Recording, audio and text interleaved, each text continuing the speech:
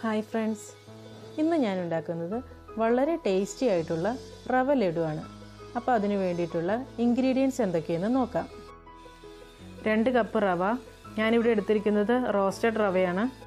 1/2 cup തേങ്ങ ചിരകിയത്, 10 ബദാം crush ചെയ്തെടുത്തത്, നട്ട്സ് ഉണ്ടെങ്കിൽ നട്ട്സ് ആഡ് ചെയ്യാം, 1 ടേബിൾ സ്പൂൺ നെയ്യ്, 1 പിഞ്ച് മഞ്ഞൾപ്പൊടി, പാല് 1 കപ്പ്, പഞ്ചസാര 1 കപ്പ്, 3 ഏലക്ക പൊടിച്ചത്.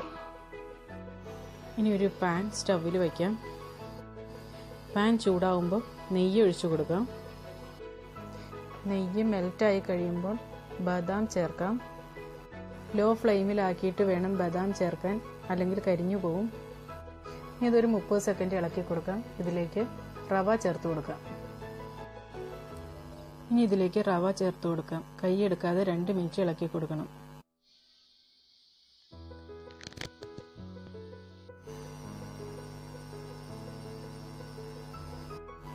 ഇനി ഇതിലേക്ക് തേങ്ങ ചേർത്ത് കൊടുക്കാം. ഇനി ഇത് നന്നായിട്ടൊന്ന് മിക്സ് ചെയ്ത് കൊടുക്കാം.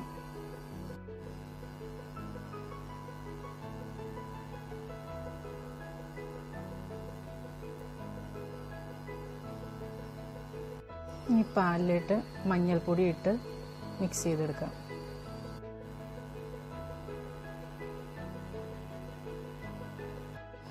ഇനി ഈ പാല് റവയിലിട്ട് ചേർത്ത് കൊടുക്കാം. പഞ്ചസാരയും കൂടി ചേർത്ത് നന്നായി ഇളക്കി യോജിപ്പിച്ചെടുക്കാം.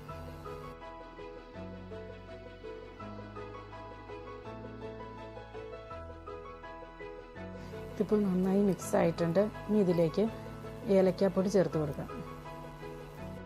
ഇത് നന്നായി മിക്സ് ചെയ്തിട്ട് ഫ്ലെയിം ഓഫ് ചെയ്യാം.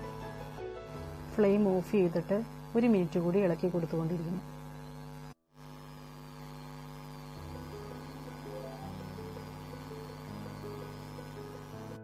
ഇനി ഇതൊരു 3 മിനിറ്റ് നേരത്തേക്ക് മൂടി വയ്ക്കാം.